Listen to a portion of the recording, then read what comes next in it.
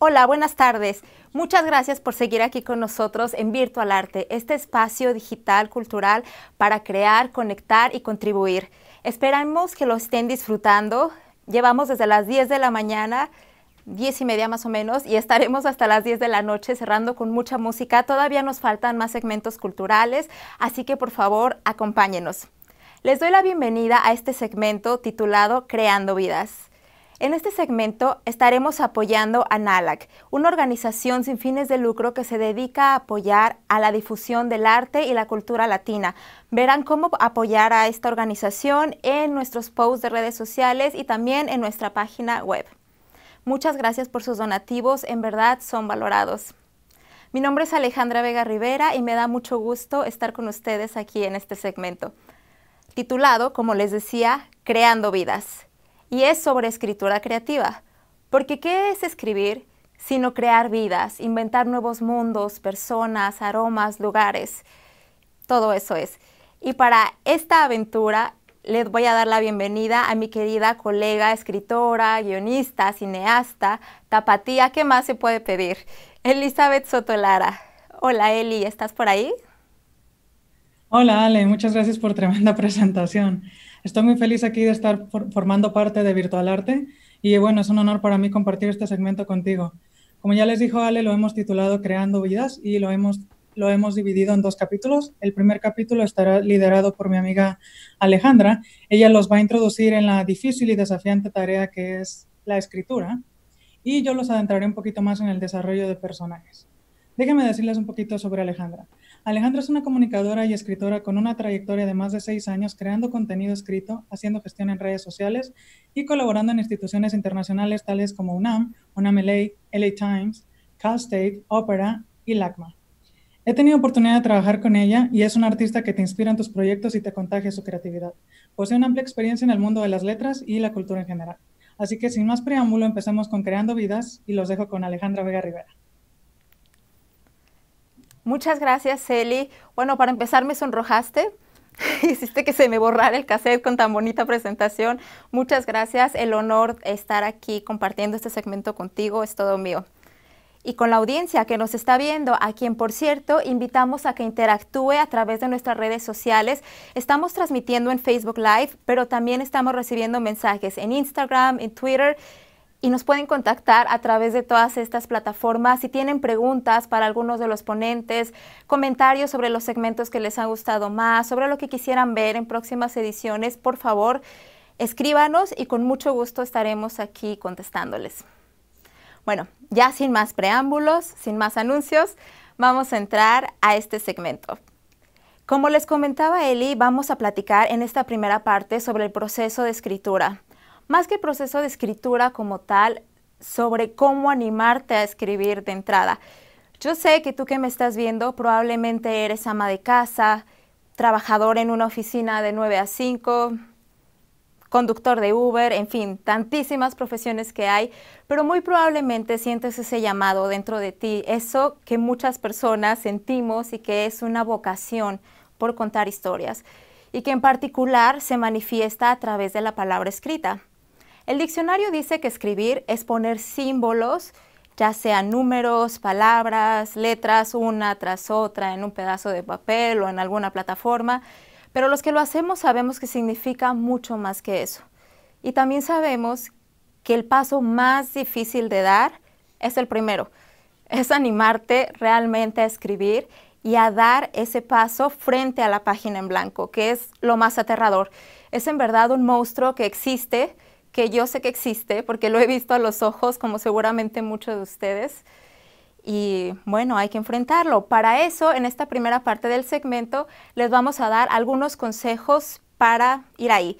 Ya sea que ustedes quieran escribir algún poema, alguna historia, vaya hasta alguna carta de amor, su autobiografía para sus hijos, para sus nietos, o realmente empezar una carrera seria escribiendo, ya sea en guionismo de cine, de televisión, escribiendo novelas, libros para niños. Hay tanto que hacer en este medio de la escritura que en verdad espero que se inspiren y se animen a dar ese primer paso. Pues este segmento es para ustedes. El primero de los consejos es: sé consciente de qué le tienes miedo. Sí, suena un poco extraño. Sé que la mayoría de nosotros decimos que no escribimos porque no tenemos tiempo, porque no tenemos talento, porque tenemos muchas cosas que hacer, simplemente no tenemos el espacio para hacerlo, la energía, las ocupaciones de la vida diaria, la familia, el trabajo, tantas cosas. Pero la verdad es que no. Bueno, la verdad es que sí existe todo eso, pero hay algo más grande que es eso llamado miedo. Pregúntate a qué le tienes miedo. ¿Le tienes miedo a no tener talento? ¿Qué es el talento, en verdad? Seguramente has escuchado esta frase que dice que el éxito es 1% de talento y 99% de trabajo. Bueno, buenas y malas noticias, es verdad. Esta frase es muy cierta. Entonces realmente todo es cuestión de perseverancia y disciplina. No le tengas miedo a la falta de talento. Todos somos capaces de escribir y tú puedes ir ahí y hacerlo. ¿A qué otra cosa le tienes miedo? ¿A ser juzgado? ¿Qué hace un escritor sino comunicar? Realmente es una paradoja del tamaño del universo pretender querer escribir y que nadie nos lea. Entonces realmente en este primer consejo te invito a que te hagas consciente de cuáles son tus miedos para poder enfrentarlos y dar ese primer paso. ¿Tú qué opinas, Eli? Antes de seguir, quiero escuchar tu opinión, tú como escritora. Híjole, pues me acabas de aventar una pedrada, ¿no? A mí y a todos los artistas. Yo creo que eso no es principalmente de escritores, es el miedo, yo creo que radica en todos los artistas porque siempre tenemos esa necesidad de que alguien más cree en nosotros para poder nosotros creer en nosotros mismos, ¿no? Lo cual, como dices, es una paradoja. Pero creo que es muy importante dar ese primer salto, como yo siempre lo digo, saltar al vacío. Y pues ni modo, efectivamente yo creo que a lo que yo más miedo le tenía era a la incertidumbre, porque decía, bueno, en realidad es una pérdida de tiempo ponerme a escribir si realmente nadie lo va a ver. O como decías, la paradoja de, espera, pero si alguien sí lo ve, eso también era atemorizante. Entonces está como, yo creo que este miedo intrínseco lo tenemos todos los artistas y como dices, es una paradoja porque queremos expresarnos, pero a la vez quisiéramos que nadie nos viera porque nos queremos sentir porque nos vamos a sentir juzgados. Entonces yo creo que, como bien lo dices, primero nosotros tenemos que abrazar ese miedo para permitirnos empezar en lo que sea que queramos hacer, ya sea escribir o ya sea perseguir otro tipo de arte. Yo creo que eso es lo primerito que tenemos que hacer. Tienes toda la razón, Eli. Creo que las artes en general comparten muchas cosas, más allá de la estética y todos estos conceptos, sí hacen estragos en nosotros las personas, pero también hacen magia. Entonces hay que decidirnos ir a ellas. Mencionaste algo muy importante que me gustaría retomar en este segundo consejo que tenemos para las personas, que tiene que ver con esos ojos que nos van a leer, que van a ver el producto que realizamos. No basta con querer amontonar palabras bonitas por aquí, por allá, que sonemos inteligentes, que usemos palabras llamadas rimbombantes. Realmente lo que hay que pensar es que escribir es un acto comunicativo y la comunicación va de dos vías, alguien que envía y alguien que recibe. Entonces tú como escritor tienes que pensar, bueno, claro, esto lo va a leer alguien y qué es lo que le voy a aportar a su vida. No, claro, uno esencialmente parte de quién es como persona, como creativo. Es una experiencia muy personal el escribir ficción, que es lo que estamos abordando en este segmento, pero tenemos que tener siempre en mente a la otra persona, qué es lo que le vamos a ofrecer. Si nuestro espectador, nuestro lector logra reconocer valor en nuestro producto, entonces yo creo que felicidades, hemos logrado ser lo que queremos ser, que es escribir. Y tiene que ver con eso que mencionaste, ¿no? Hace un momento, que nosotros estamos también cruzando los dedos esperando de que, bueno, yo voy a escribir esto y ojalá que alguien se tome 5 minutos de leerlo, particularmente en esta época en la que estamos saturados de medios visuales, fotografías, videos, que son increíbles, son otras formas de narrativa, pero hay que saber encontrar ese balance y adaptarse, ¿no? De repente también nuestra audiencia puede descubrir que es buenísima para escribir guiones audiovisuales, cortometrajes, incluso comerciales, en fin, diferentes cosas, pero siempre hay que pensar en esa otra persona. Entonces, ese fue el segundo consejo. El tercer consejo que tenemos para ustedes como audiencia es descubre qué historia quieres contar. Como mencionaba, no basta con saber usar las palabras, está perfecto poner acentos y saber cuáles son las normas de sintaxis, de redacción, qué va después de qué. Sin embargo, cada uno de nosotros tiene una historia bien particular que contar. Probablemente han escuchado eso de que nadie puede escribir sobre lo que no conoce. Yo creo que es verdad. Digo, claro, como escritores podemos meternos en la piel de personas de otras nacionalidades, otras culturas, otras edades. Sin embargo, las experiencias más cercanas que tenemos son las que mejor podemos compartir. Entonces hay que descubrir por qué queremos escribir. Nada más por usar palabras bonitas y ver ahí que publicamos algo, o realmente para contar una historia que nace de nosotros y de nuestro entorno. En este aspecto es muy importante pues prestar mucha atención a lo que nos rodea, también tener muchas experiencias, vivir, nutrirte de otras artes y encontrar esa voz, trabajar mucho por encontrarla. ¿Tú qué opinas, Eli? Por ejemplo, si nos puedes compartir, tú como escritora, ¿cuál ha sido tu proceso para encontrar esa voz única? Bueno, Ale, pues sí, efectivamente, como tú dices, bueno, yo difiero un poquito con eso de que no puedes escribir sobre lo que no conoces, porque creo que el trabajo número uno de un escritor es ser observador. Así que si quieres escribir sobre un chef, pues lo ideal es ir a un lugar, al entorno donde está el chef y aprender de él, hacerle preguntas, tratar de ponerse en los zapatos de esa persona para poder describirla. Pero pues efectivamente vamos a ese asunto de que no puedes escribir si no lo sabes. El asunto es que no creo que eso deba delimitarnos. Si nosotros queremos realmente escribir sobre algo, es importante hacer nuestra propia investigación y nuestro trabajo de campo, ¿no? En cuanto a Claro. encontrar En cuanto a encontrar nuestras voces, creo que es algo truculento, pero es cierto, todos podemos querer escribir en todos los géneros y decirnos escritores, pero la verdad es que es una bendición y una maldición el hecho de que siempre te va a salir un género mejor que el otro. Por ejemplo, yo traté de Claro. incursionar en la comedia y créanme que no soy nada graciosa, así que también traté de hacerlo en terror y la verdad es Involuntaria a que veces. tal vez, pero ya cuando trato de hacerlo a propósito, créeme que no sale nada bien. Y traté de hacer terror, pero es que la verdad es que yo no encuentro justo cuando hacen, por ejemplo, un asesino serial y nunca te explican realmente por qué es asesino serial. Simplemente se le botó un tornillo y empezó a matar gente. Yo La considero que eso es matazón por faltarle el todos lados, respeto. sí.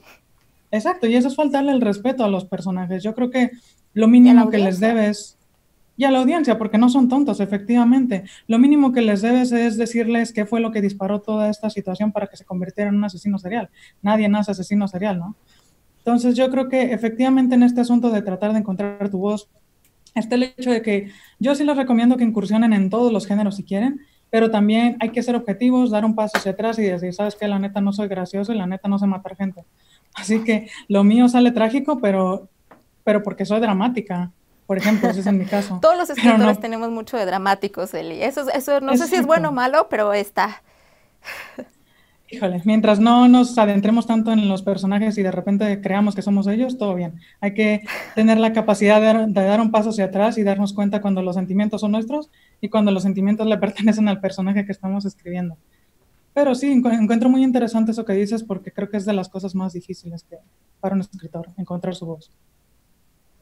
Claro. Sobre eso que mencionas de los personajes, es que luego sí uno termina con personalidades múltiples, ¿no? Así muchísimas personas en la cabeza, pero bueno, es un proceso interesante del cual ya nos platicarás más adelante también. Por Claro. lo pronto, sigamos con los consejos y este segundo consejo, este siguiente consejo tiene que ver con algo muy práctico, muy de la vida real. Se trata de descubrir el espacio y tiempo real para escribir. Todos tenemos 24 horas en el día, nosotros sabemos cómo las aprovechamos, sé que es muy difícil organizarnos, sé que lo ideal es encontrar un espacio tranquilo, sin interrupciones, pacífico, donde poder sentarnos a escribir por determinado número de tiempo al día, pues la realidad es que no existe y muy pocas veces va a existir. No digo que no sea posible, hay que luchar lo máximo porque pase, pero realmente es que hay que luchar mucho por realizar esos espacios, tanto mentales como de tiempo, como físicos, poner nuestro celular en modo avión si es necesario, no entrar a internet.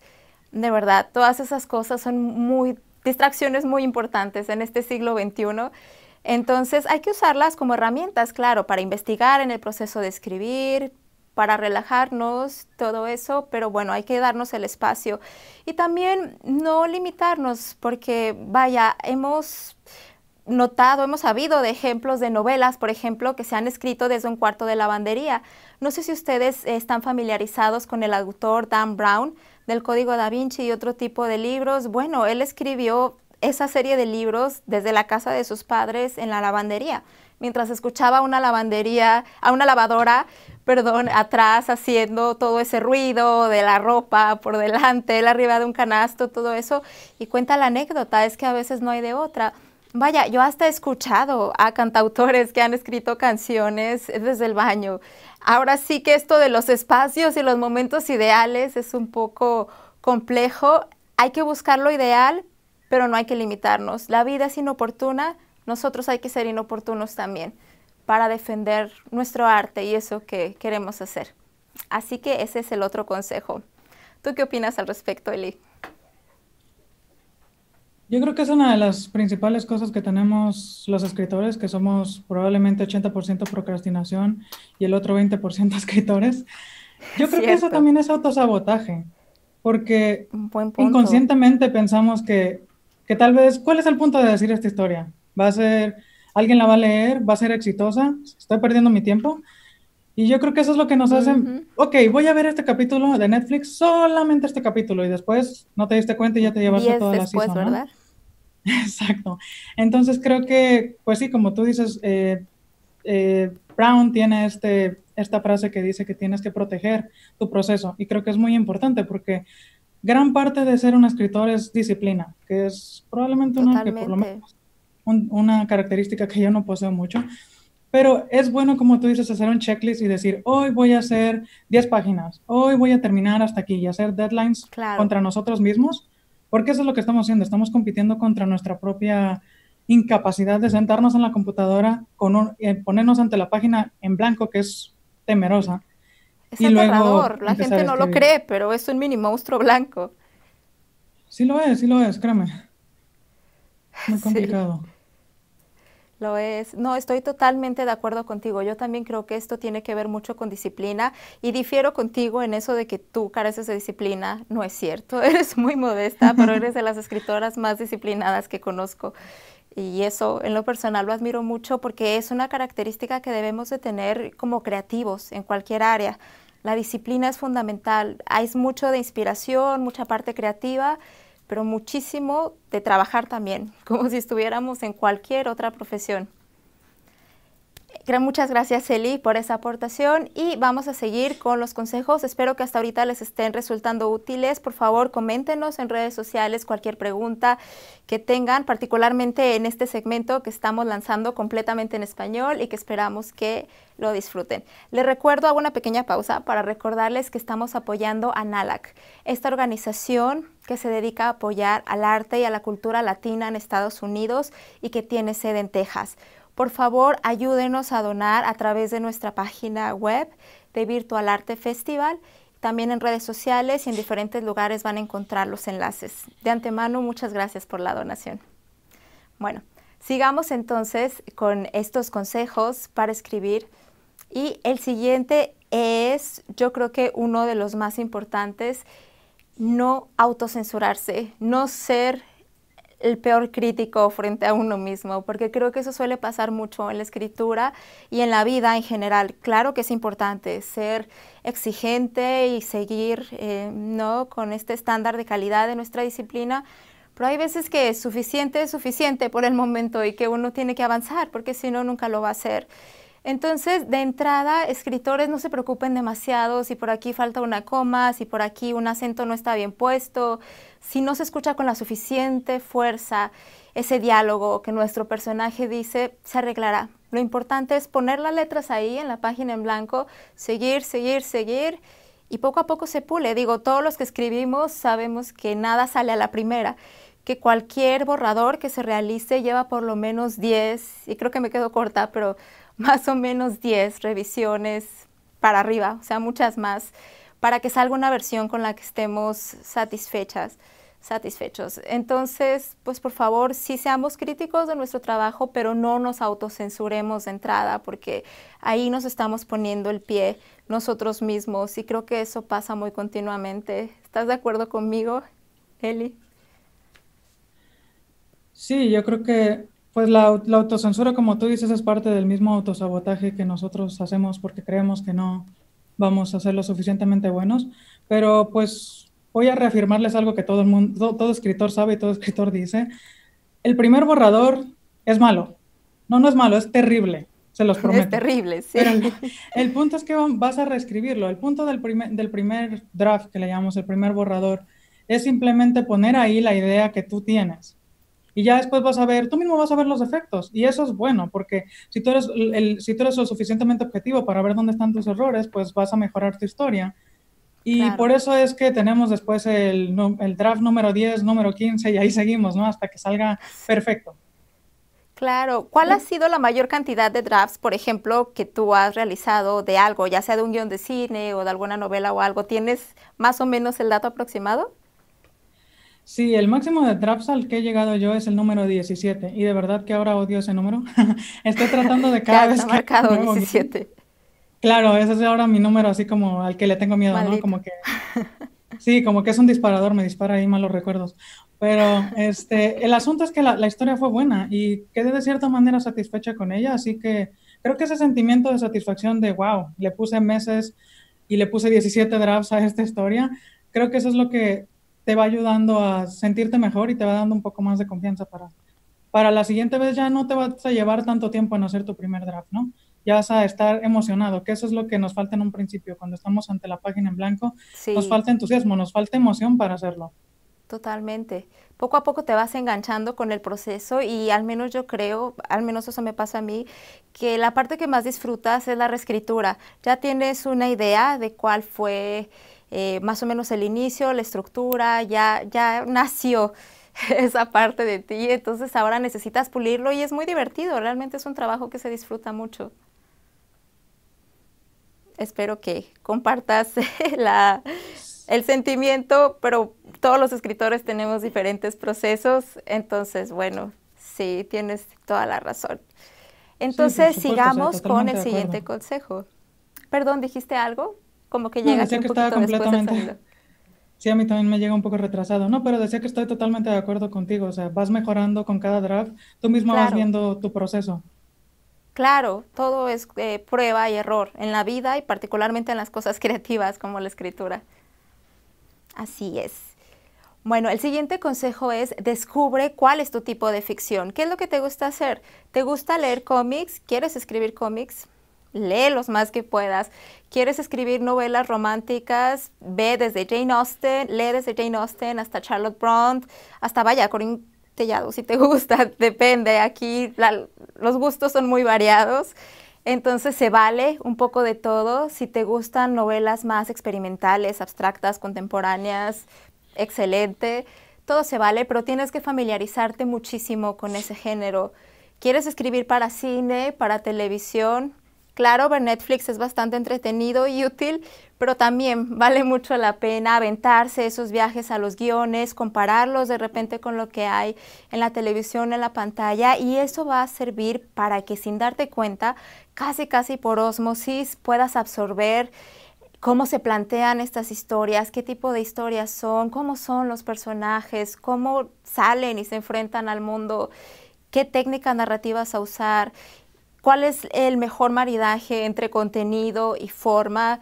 Todo eso es muy bonito aprenderlo estudiando la técnica, pero es mucho más bonito aprenderlo de manera empírica y natural, que es leyendo. Cualquier persona que quiera escribir tiene que leer, no hay de otra. De seguro esto lo han escuchado mucho. Yo sé que en estos tiempos que se viven tan rápido es difícil de repente encontrar el tiempo para leer, pero en verdad, si uno quiere ser chef, pues tiene que educar su paladar. Exactamente lo mismo pasa con la literatura. Entonces, ese es el otro consejo. ¿Estás de acuerdo, Eli? Sí, completamente. Como tú dijiste, los escritores primero somos lectores. Por cada, no sé, por cada 10 libros que lees escribes algo, ¿no? Y yo creo que una cosa que es Claro, importante también decir es ese miedo que mucha gente tiene de emular las historias, porque siento que es eso. importante también si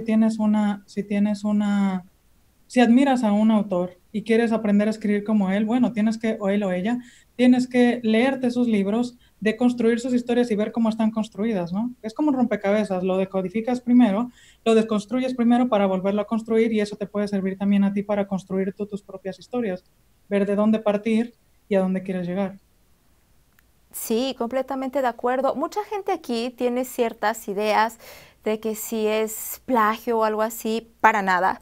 Es simplemente inspiración. Todos los artistas nos nutrimos de quienes han estado antes, porque claro, ya han construido un legado enorme que vale la pena seguir y como dices tú, ver qué es lo que nos gusta y tratar de emular, sobre todo al inicio, ¿no? Esa como que es una parte importantísima cuando comienzas a escribir. Entonces, emular lo más que se pueda, prueba y error hasta encontrar la voz propia. Completamente de acuerdo contigo, Eli. Bueno, querida audiencia, esos son nuestros consejos generales por si te quieres animar a escribir. Como mencionamos, son consejos, sí, para escritores, pero principalmente para aquellas personas que quieren dar ese primer paso. Si tienes una historia adentro que por ahí está huyendo y quieres salir, anímate a escribirla. Eres una persona creativa. Si en verdad sientes esa vocación, es porque hay algo especial ahí. Entonces no lo desperdicies, date la oportunidad de hacerlo. Es difícil, pero es una profesión también bastante rewarding, como decimos en inglés, ¿no? Que te regresa mucho, toma mucho de ti, pero te regresa también bastante, entonces vale toda la pena. Y vamos a seguir con este segmento en nuestra segunda parte, que ahora va a estar liderada por mi querida colega, a quien ya conocieron, Elizabeth Soto Lara. Les platico un poquito más de ella. Eli, como ya escucharon a través de nuestra conversación, es escritora, es poeta, pero también y sobre todo escribe guiones cinematográficos en su carrera, que es bastante joven ella, pero en su carrera más o menos de 9 años de experiencia, tiene más de 30 guiones escritos para películas que han salido en México, en Perú, en Costa Rica, Arabia Saudita, España y por supuesto aquí en Estados Unidos. También tiene experiencia como en la dirección y en asistente de dirección de cine y ella le hace a todo, es una persona muy, muy creativa, muy talentosa, muy disciplinada y bueno, ya le doy la palabra. Ella nos va a platicar un poquito sobre, ahora, si ya te decidiste a comenzar a escribir y lo has hecho, cómo darle vida a esas personas que uno se inventan y que se llaman personajes. Eli. Híjole, muchas gracias, Ale, por tremenda presentación. Así, ahora sí que hiciste que hasta me sonrojara. espero, espero llenar esas expectativas. Bueno, pues yo les voy a hablar un poquito sobre desarrollo de personajes. Vamos a empezar, antes de escribir un personaje, de construirlo como tal, necesitamos saber cuál es la trama en la que este personaje se encuentra atrapado, ¿no? ¿Qué es lo que va a vivir? Para eso necesitamos tres cosas. Necesitamos pues saber quién es nuestro protagonista, saber cuál es su deseo, cuál es su meta, qué es lo que quiere, saber cuál es el obstáculo, o qué cosa, qué cosa o qué persona o qué en sí lo ha detenido para alcanzar esa meta. Y de todo esto tenemos que ver algo que es muy importante, que es el mensaje. ¿Cuál es el mensaje que le vamos a dar a la audiencia? Que también es la lección que nuestro personaje va a aprender a través de todo este viaje, ¿no? Todos los demás Claro. personajes están construidos para soportar la historia del protagonista. Así que todos los tienes que hacer en contacto con el protagonista. ¿Cuál es la relación que tienen estos personajes con este protagonista? Yo voy a tomar como ejemplo aquí a Miguel de la película de Disney Coco. Voy a agarrar Que películas nadie ha visto. comerciales que No es nadie ha visto. cierto. No, voy a agarrar precisamente películas comerciales para que todos puedan entender las No referencias, es un porque si me gran voy a personaje. películas. Coco ya es un clásico. Exacto, ya se puede poner como clásico de Disney. Bueno, Miguel, el deseo que él tiene es, él quiere ser músico, es su deseo más profundo que él tiene. El obstáculo es su propia familia, en este caso la abuelita, que es como la matriarca, la líder, a la que nadie desobedece, pero La que de ha la vetado chancla. de su vida, la dueña de la chancla, que ha vetado de la vida de toda esta familia la música. Entonces, él tiene aquí este conflicto de si decide perseguir la música, pues puede perder a su familia, ¿no? Eso es lo que está como en juego. Y pues él se adentra en toda esta aventura para poder conquistar su sueño o quitarse esa venda de los ojos de este ídolo que tenía, que era de la cruz, que lo tenía en un pedestal y al final pues todos sabemos, todos los que la vimos sabemos que no era quien decía ser. Bueno, vamos a adentrarnos Spoiler ahora sí en alert. el desarrollo de personajes. Los dos conceptos principales que necesitamos para construir el perfil de un personaje es la caracterización y el carácter. Estos dos pueden ser muy confusos porque tienen nombres muy similares, pero les voy a decir un poquito básicamente qué es. La caracterización son las características o cualidades que tú le asignas a un personaje. Es decir, puedes decir es impulsivo, es intuitivo, es introvertido, si es bilingüe o no, si es hijo único, porque todo esto define a nuestro personaje. Todo esto ya te va dando Claro. más o menos un picture, como una imagen de quién es este personaje. Ya está, cuando lo estás escribiendo la caracterización, ya como que de repente empieza ahí un holograma a hacerse. Y bueno, todo esto nos va a ayudar a saber cuál es el vocabulario con el que este personaje habla, para que sepamos escribir sus diálogos. Y esto también nos va a ayudar cómo esta persona se aproxima a su entorno, cómo trata a sus papás, cuál es la relación que tiene con sus amigos, si es que tiene amigos o no, cuáles son lo que le molesta, qué no le molesta.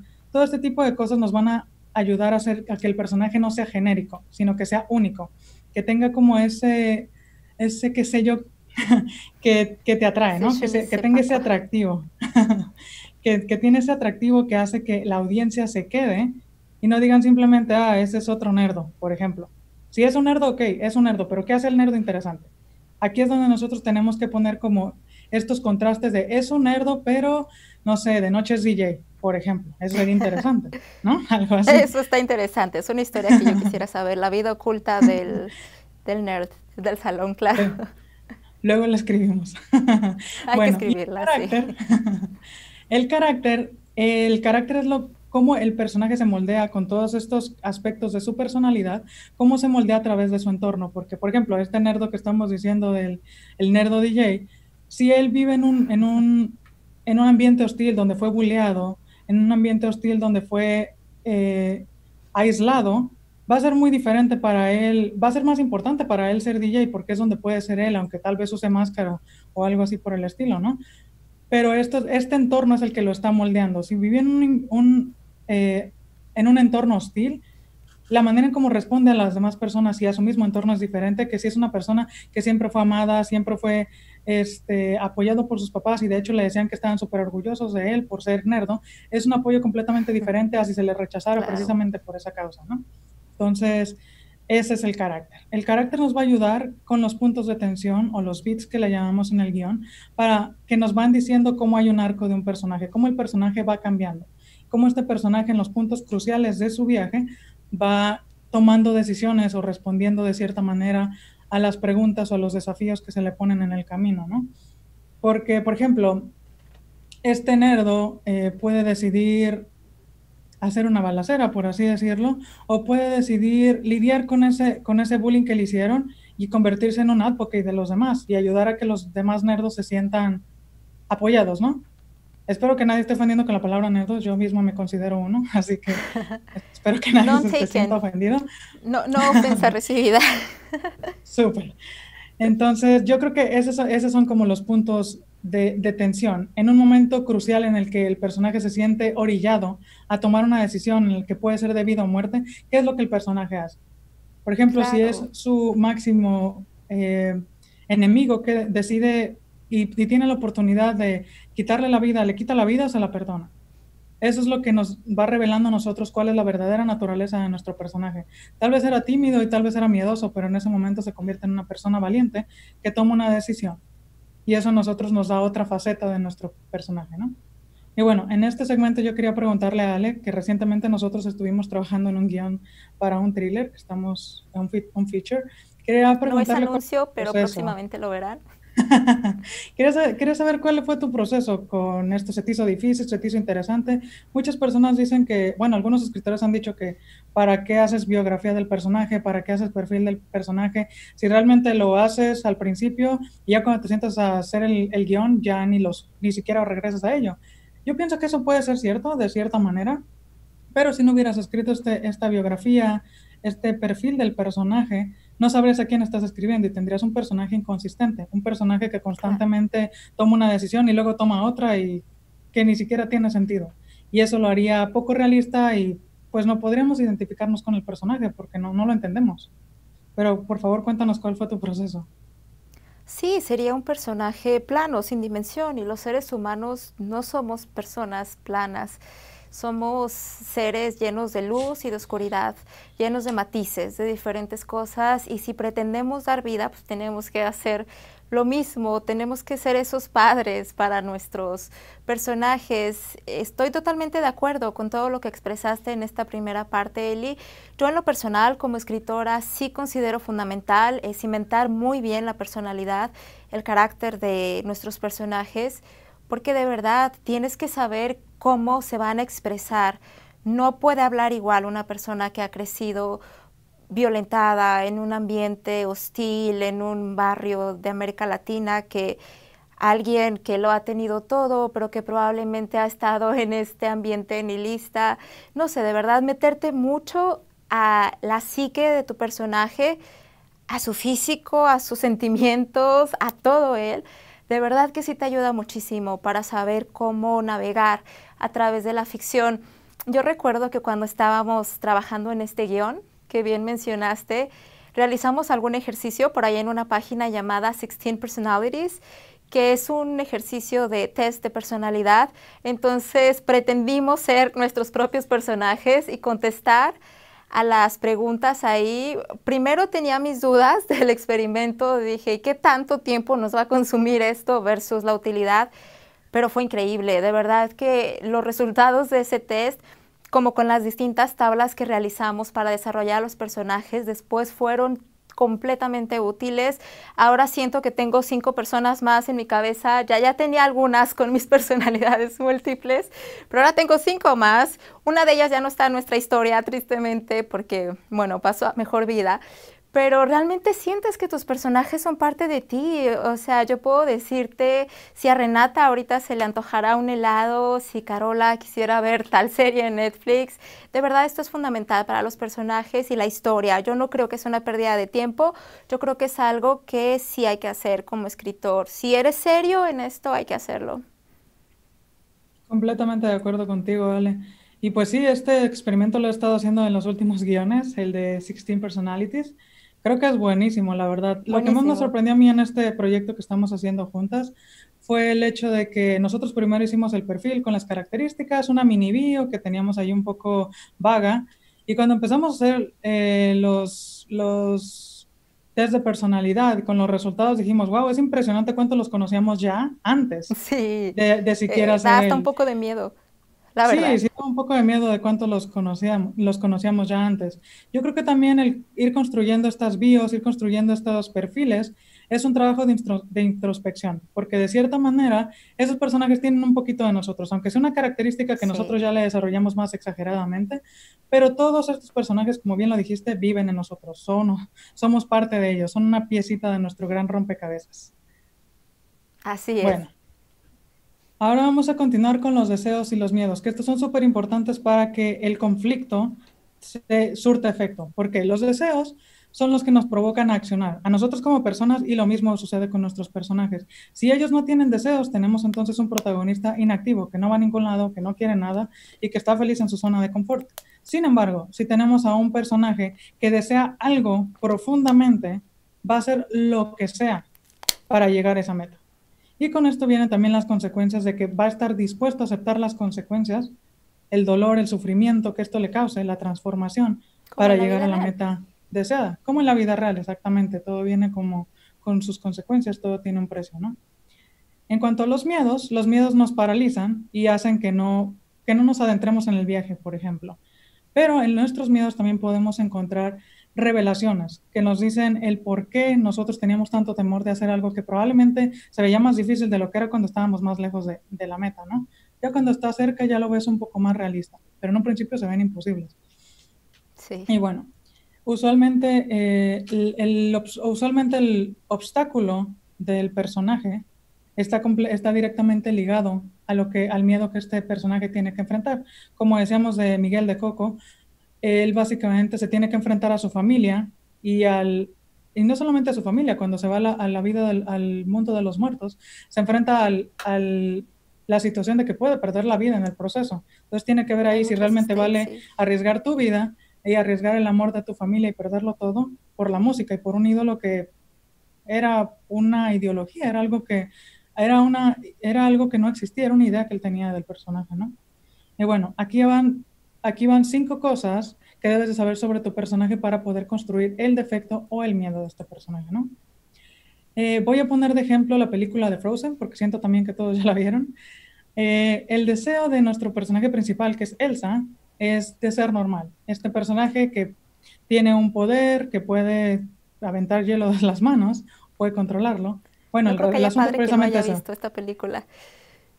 Sí, no creo que nadie no la haya visto. Entonces, por eso es un buen ejemplo. Entonces, necesitamos saber cuál es el momento de impacto en su vida, el momento oscuro de la historia, que en este caso, para Elsa, es cuando está jugando con su hermana Ana y sin querer la hiere. Entonces, de aquí los papás, como que sin hacerlo conscientemente, porque no creo que los papás lo hagan conscientemente, la van aislando, la van haciendo a un lado y le van diciendo que sus poderes son peligrosos y que debe ella de ocultarlos y que nadie debe de saber que ella posee estos poderes. Y ahí la van limitando y la van censurando de ser quien ella es. Que la única que realmente la entendió durante toda la película fue Ana. Entonces, ese es el punto número 1. El punto número 2 es precisamente eso, la mentira en la que creen. Ella cree que si usa sus poderes, en lugar de aprender a usarlos, de aprender a controlarlos para hacer algo bueno, va a dañar a los demás. Así que ella, por proteger a todos los demás, es quien se aísla y se siente rechazada todo este tiempo, ¿no? Y esa Sí. es el punto número 3, que es la herida que ella le deja, la cicatriz que ella le deja, el rechazo principal de su familia y después el rechazo de todos los demás cuando por accidente congela todo el pueblo, ¿no? Sí, accidente, Ahora, pequeñito. accidentalmente. Ahora, el miedo que esto le provocó o le resultó, el miedo resultante de todo esto, es el miedo a ser ella misma, el miedo de aprender a controlar esos poderes en lugar de simplemente aprender a usarlos y tomar el control de ellos y ser una líder para su pueblo, que era lo que se suponía que tenía que ser, la reina, ¿no? Y Sí. el defecto que esto le provoca es esa inseguridad y esa incapacidad de amarse a sí misma. Ella no se acepta, ella se ve como el monstruo que sus papás la vieron, como el monstruo que la ve el pueblo. Ella no se ve con los ojos de Ana. Por eso Ana es un personaje increíblemente importante para Elsa. Es la otra contraparte, es quien siempre ve lo positivo en ella, quien siempre ve lo bueno, y gracias a ella, este personaje se salva, Elsa, ¿verdad? Entonces ese es el defecto que le provocó, esa incapacidad de amarse a sí misma y aceptarse a sí misma. ¿Tú qué O sea, opinas, esto Ale, de es, toda esta situación? opino que hay que mandar a Elsa y a Ana a terapia familiar. No, en verdad, Sería sí, bueno. todas estas películas, todas estas historias se prestan a análisis bien profundos y si tú los puedes deconstruir así, si uno como lector, como espectador tiene esa capacidad, es porque alguien ya se tomó la molestia de construirlos así de complejos, así de bien hechos. Ese es el trabajo de los escritores. Exactamente, nos toca a nosotros torturarlos, ¿verdad? Bueno, ahora vamos Así con es, el se último disfruta. punto porque ya nos queda poquito tiempo. Vamos a hablar del Nueve arco del minutos más o personaje. menos. Vamos a hablar del arco del personaje, que esto sí es algo complejo. Todos sabemos, espero, que las historias tienen 3 actos, que es el inicio, el desarrollo y el final. En cine, esto va a ir más enfocado en cine. Pues en la Perfecto. literatura es similar, pero en la Sí, literatura lo que es diferente es que tú sí puedes decir como narrador y el personaje pensaba esto y el personaje sentía esto, ¿no? Y en y se cine cayó. tú tienes con acciones, tienes que demostrar cómo se siente el personaje, qué piensa el personaje. No puede haber ahí como un dios que en voiceover que diga, y entonces el personaje se sentía así. No, aquí sí lo tienes que demostrar con visuales, que eso es como de lo más complicado. Es un Tenemos reto. 8 puntos, es todo un reto. Tenemos 8 puntos, que esto sí lo vi con Ale, espero que se acuerde, cuando estuvimos haciendo todo el outline de la película. Esto lo Examen hicimos aquí. para la película, imagínense, fue un gran trabajo. Lo hicimos para toda la película y luego para cada personaje.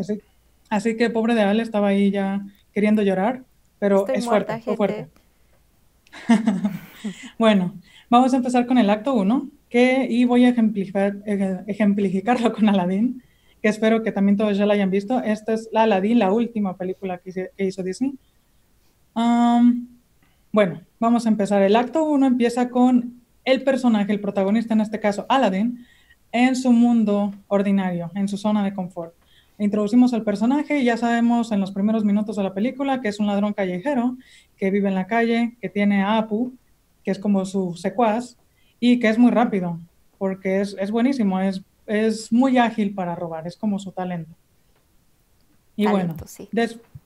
todos cuando estamos en nuestra zona de confort, pero queremos algo, porque él siempre ve como el castillo, como una ilusión, como algo inalcanzable. Y en realidad nadie se supone que conoce a la princesa, así como que tiene esta pregunta de qué tal es la princesa, cómo será, ¿no? Entonces, cuando introducimos a la princesa en este mundo, ese es lo que se le llama el llamado o el calling de nuestro héroe, que él ayuda a la princesa a salir de un aprieto en el que se metió y después se queda como con estas ganas de volverla a ver, de conquistarla. Pero pues efectivamente cuando sabe que es la princesa lo ve como algo inalcanzable. Pero aquí tenemos lo que se le llama el incidente y esto es lo que pone toda la historia en movimiento. Ahora él tiene una meta, él quiere conquistar a la princesa, él quiere ver a la princesa, pero tenemos el obstáculo de que, bueno, es un ladrón callejero. Así que eso básicamente lo descarta inmediatamente como No es lo trates imposible. tan mal. Es la verdad, hay que ser Sí, la honestos. verdad. Esa es la situación en la que él se encuentra, pero Sí. por eso tenemos el tercer punto, que es cuando nuestro personaje se encuentra en un momento en el que tiene que tomar una decisión y la decisión puede ser de quedarse en el mundo ordinario o adentrarse en este mundo desconocido, que es cuando Jafar lo contrata para irse a robar la lámpara maravillosa que se encuentra en la cueva, ¿no? Entonces, cuando él descubre al genio, descubre este nuevo mundo de posibilidades en donde él ya no ve tan inalcanzable el conocer a la princesa e incluso casarse con ella, porque pide ser precisamente convertirse en un príncipe. Así que aquí es donde pasamos del mundo ordinario, donde es un ladrón callejero, a ahora es parte del mundo de la realeza. Y ahora aquí viene lo divertido, porque tenemos varios obstáculos o piedritas en el camino que él tiene que conquistar, que él tiene que superar para ser creíble que es parte de la realeza, ¿no? Porque pues no es fácil, el vocabulario, la manera en cómo te vistes, la Hombre, un manera hasta cómo cambiazo. caminas, claro, todas esas características pueden ser muy visibles para alguien que ha vivido toda su vida en la realeza, como el sultán y como la princesa, ¿no? Y bueno, después de este punto llegamos justamente a la mitad de la película, que es el punto medio, donde el personaje alcanza lo que quiere, que es este momento cuando Aladín le pide a la princesa que lo acompañe en esta alfombra mágica y van a ver la ciudad y entonces tenemos esta canción del el Un mundo mundo ideal. ideal, exacto. Y cuando ella básicamente confía en él, porque ella lo descubre, le dice tú eres el ladrón y es cuando él decide, aquí es el punto medio donde el personaje tiene dos decisiones y son cruciales. Él podía decidir seguir mintiéndole o podía decidir ser genuino, porque ahora ella ya había conocido a la verdadera persona, había una posibilidad de que no le importara que fuera un ladrón de la calle, ¿no? Pero él decide seguir mintiendo, que después la voz de la razón, que es el genio, le dice que las mentiras siempre salen a la luz, así que lo mejor sería que ese era justamente el momento de decirle la verdad a la princesa, pero pues él pierde su oportunidad. Después con toda esta arrogancia con la que se llena el personaje de ya no tengo que decirle nada, yo soy el nuevo príncipe Ali, ¿quién es Aladdin? Y todo este asunto, Prince Ali, llega me acuerdo de el la canción. sí. Y luego llegamos al punto que se le llama el punto bajo, el low point, donde el personaje toca fondo. Esto es precisamente con toda esta arrogancia, el, el genio ya decide no hablarle porque ve que es básicamente hablar con la pared. Entonces lo deja por un momento y es cuando Jafar, después de haber sido encarcelado y por venganza con Aladín, que fue quien lo puso en la cárcel, le quita la lámpara maravillosa y pues ahora los roles se han invertido, ¿no? Ahora no solamente Aladdin va a perder, pues, o ha perdido este título de príncipe Ali y regresó a ser Aladdin, sino además puso en riesgo la vida de la princesa, del sultán y del pueblo en general. Así que las cosas se pusieron terribles. Ahora sí que el mundo se le derrumba. Y este es precisamente el punto donde el personaje cree que no hay esperanza alguna, pero siempre hay una revelación. La revelación viene justamente cuando vamos terminando el acto 2 y adentrándonos en el acto 3. Estamos regresando al mundo ordinario con esta epifanía, este nuevo conocimiento, que en el caso de Aladín es, el genio siempre le dijo que los actos tenían consecuencias y cada deseo tenía una área gris. Ahí es cuando él engaña a Jafar y le dice y lo engaña por medio de su defecto, que él siempre quería ser superior, siempre tenía esta ambición por ser el mejor. Lo engaña y así Jafar se convierte en un genio y se hace esclavo de sí mismo. Con este nuevo conocimiento, él ha salvado el mundo y ha regresado todo a la normalidad. Ahora, aquí revelamos finalmente el arco del personaje, cómo el personaje ha cambiado. En un principio solo quería llegar a la princesa, tener que ella confiar en él, casarse con ella y solo le importaba a sí mismo. Pero al final, con su último deseo, en lugar de pedir volver a ser millonario o algo, él le regala su libertad al genio, que esto nos revela la verdadera integridad y la verdadera naturaleza del personaje. A final de cuentas no era simplemente un ladronzuelo, era una persona que tenía todos estos sueños, que tenía todos estos deseos, pero que también era capaz de ser incondicional con sus amigos, que era, por ejemplo, el mago. Y bueno, ¿tú qué opinas de todo esto después de haber escrito todo un outline para cada personaje y para todo un historial? Opino que es algo muy intenso. Me encantó tu descripción de Aladdin. Es exactamente este viaje del héroe en el cual nuestro personaje empieza en un punto, las situaciones lo hacen cambiar y llega a otro totalmente distinto. Eso es bastante interesante. Me parece genial todos los puntos que has compartido con nosotros, Eli. Espero que la audiencia haya disfrutado de este segmento. Lamentablemente nuestro tiempo se termina. Nos gustaría seguir platicando sobre literatura porque créanos que Eli y yo nos podemos pasar horas y horas hablando de historias, de películas, de novelas, de todo eso. Esperamos que ustedes lo hayan disfrutado también. Cualquier cosa, por favor, déjenos ahí algún comentario, preguntas, lo que deseen y síganos acompañando aquí en Virtual Arte. Todavía tenemos más conversaciones con distintos artistas, vamos a tener música al ratito para que se pongan a bailar, para que traigan a toda la familia a ver. Y les recordamos una vez más, por favor, apoyen a nuestra organización NALAC. Pueden hacerlo a través de nuestra página web o distintas publicaciones en redes sociales, allí van a ver el enlace. Si no, pregúntenos en comentarios y con mucho gusto les responderemos también. Seguimos aquí en Virtual Arte. Muchas gracias, Eli, por acompañarnos en este segmento.